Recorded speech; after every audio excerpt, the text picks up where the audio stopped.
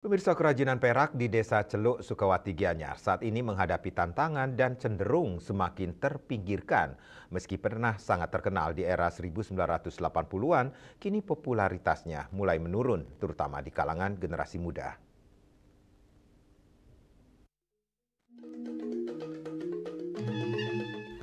Industri kerajinan perak menghadapi persaingan dari produk-produk lain, baik dari dalam maupun luar negeri. Hal ini juga mengakibatkan selera konsumen terhadap perhiasan perak mulai tergeser dan digantikan dengan perhiasan lain yang lebih modern dan harga yang lebih terjangkau.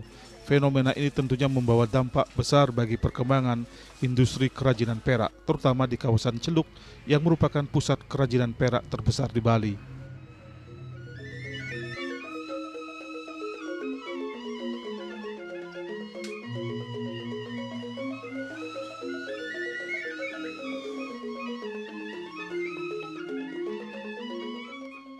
Meredupnya industri kerajinan perak ini otomatis menyebabkan terjadinya pergeseran usaha di wilayah ini.